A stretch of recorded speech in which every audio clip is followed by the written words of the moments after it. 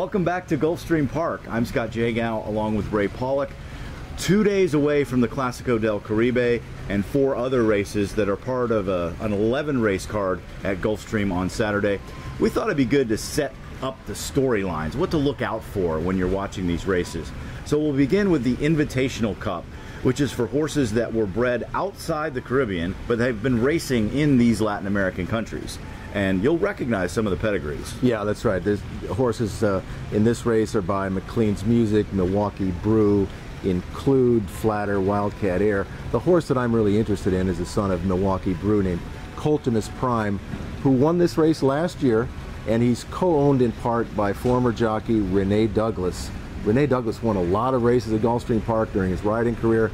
He's trying to repeat as an owner in the Invitational. In fact, the second and third place finishers from last year are also back. El Cordo, who's being trained by Chad Summers, and Michigas, who gets a really nice jockey switch to Irad Ortiz Jr., who won 3 of these 5 races last year.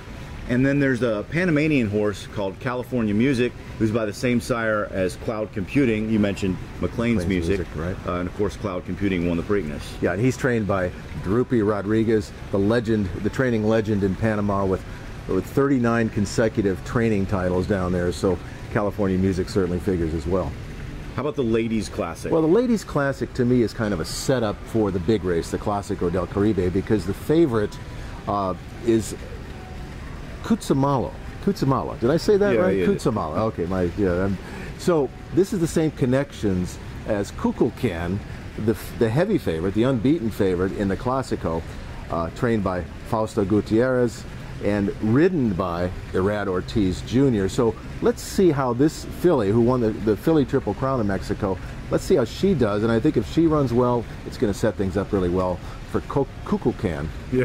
It's easy for you to say, right? Yeah. All right, Kukulkan in the Clásico. Another race is the Confraternity, which is for older horses who were bred in these Latin American countries. And in that race, it's a rematch of last year's top 2 from the Clásico, which is, of course, for 3-year-olds. You have Hala Hala, which I love to say. Filly, yep. She won convincingly, beat Fray Angelico from Panama, who is also back in this race. So the rematch is on. Yeah, I think, thinking back to last year, we had a sloppy track for Clásico del Caribe Day, and I think it was a track that Hala Hala really liked. She drew off, won by a big margin. I think Fray Angelico might give her more than she can handle this time. Let's talk about the Clásico. What's the storyline there today? Well, the storyline there, to me, is really simple. Can Kukulkan keep his streak going, 13 straight wins without a defeat? And, he's never really been challenged. Yeah, I think another interesting contender in there is Bukowski from Venezuela, whose sire, who's actually a full brother to a previous Clásico winner back in 2014. So to me, there's a little bit of a pedigree play. But I guess those are the stories. That's it. All right, that's going to do it for this edition of the News Minute. Talk to you soon.